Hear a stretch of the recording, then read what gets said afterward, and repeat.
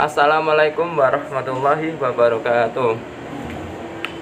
Alhamdulillahirabbil alamin wassalatu wassalam ala asrofil anbiya'i wa mursalin sayyidina Muhammadin wa ala alihi washabihi ajmain amma ba'd.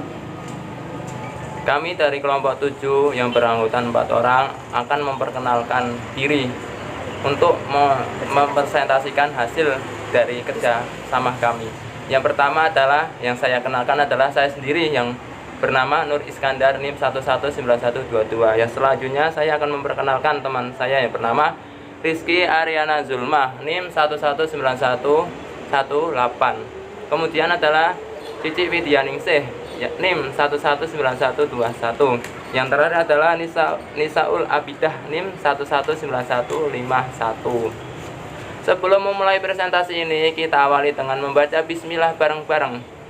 Langsung bismillahirrohmanirrohim. Di sini materi yang kami presentasikan adalah tentang tafsir ayat Al-Quran dari surat Al-Baqarah ayat 233 tentang hadonah dan nafkah. Sebelumnya ada sebuah motivasi untuk kita semua agar kita rajin membiasakan membaca Al-Quran, karena ada hadis Nabi yang diriwayatkan oleh Imam Bukhari yang isinya, barang siapa yang membaca satu huruf Al-Quran, maka ia akan mendapat satu kebaikan, dan dari satu kebaikan itu berlipat menjadi 10 kebaikan. Langsung saja materi pertama tentang pengertian hadonah dan nafkah yang akan disampaikan oleh teman kami yang bernama Rizky Ariana Zulma. Ya. Sebelum saya menjelaskan tentang pengertian hadonah dan nafkah, terlebih dahulu di sini saya akan membacakan Quran surat Al-Baqarah ayat 233. A'udzubillahi minasyaitonirrajim. Bismillahirrahmanirrahim. Wal walidatu yurdi'na auladahunna haulaini kamilaini liman arada an yutimma rida'ah. Wa 'alal mauludi lahu rizquhunna wa kiswatuhunna bil ma'ruf. La tukallafu nafsun illa wus'aha. La tudarra walidah biwaladiha wala mauludun lahu biwaladihi wa 'alal warisi mislu dzalik fa in arada fisalan an taradim minhuma wa tasharrufun fala junaha 'alaihima wa in aradtum an tastardi'u awladakum fala junaha 'alaikum idza sallamtum ma ataitum bil ma'ruf wattaqullaha wa'lamu annallaha bima ta'maluna basir. Shadaqallahul azim. Yang artinya, dan ibu-ibu hendaklah menyusui anak-anaknya selama 2 tahun penuh bagi yang ingin menyusui secara sempurna, dan kewajiban ayah menanggung nafkah dan pakaian mereka dengan cara yang patut. Seseorang tidak dibebani lebih dari kesanggupannya. Janganlah seorang ibu menderita karena anaknya, dan jangan pula seorang ayah menderita karena anaknya. Ahli waris pun berkewajiban seperti itu pula. Apabila keduanya ingin menyapih dengan persetujuan dan permusyawaratan antara keduanya, maka tidak ada dosa atas keduanya. Dan jika kamu ingin menyusukan anakmu kepada orang lain, maka tidak ada dosa bagimu memberikan bayaran dengan cara yang patut. Bertakwalah kepada Allah dan ketahuilah bahwa Allah Maha melihat apa yang kamu kerjakan. Quran surat Al-Baqarah ayat 233. Pengertian hadana dan nafkah adalah, hadana secara bahasa berarti meletakkan sesuatu di dekat tulang rusuk atau di pangkuan. Karena ibu waktu menyusukan anaknya meletakkan anak itu di pangkuannya, seakan-akan ibu di saat itu melindungi dan memelihara anaknya.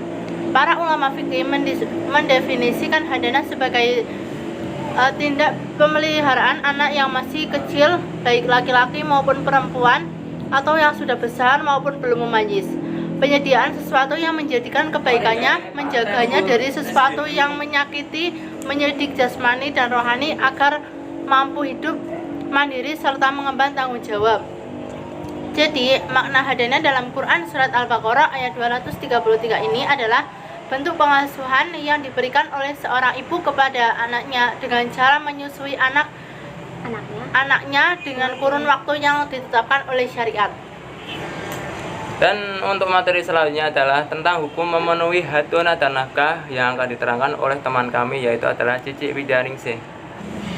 Materi kedua itu tentang hukum memenuhi hadonah dan nafkah.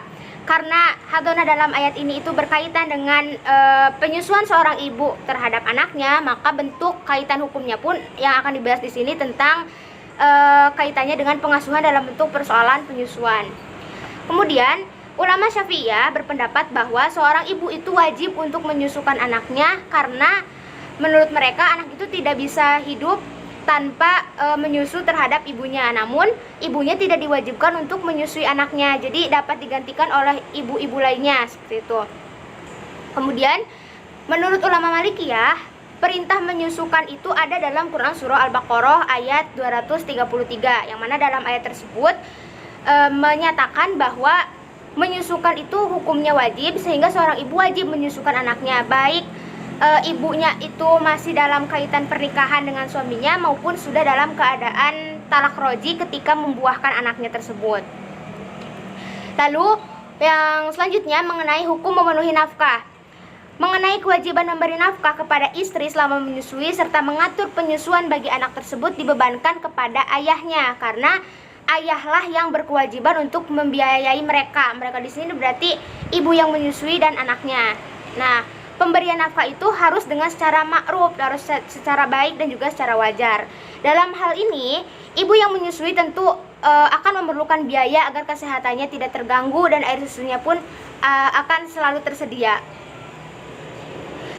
Dan materi selanjutnya adalah kadar pemenuhan hadonah dan nafkah yang akan diterangkan oleh teman kami, yaitu Nisaul Abidah. Selanjutnya yaitu kadar pemenuhan hadonah dan nafkah.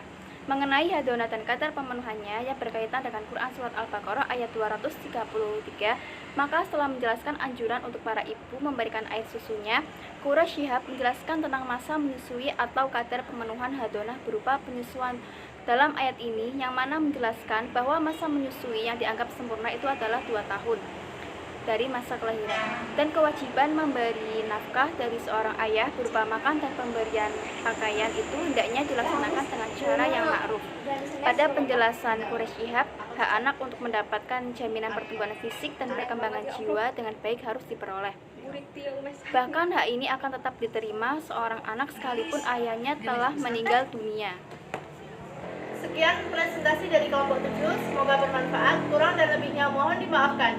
Wassalamualaikum warahmatullahi wabarakatuh.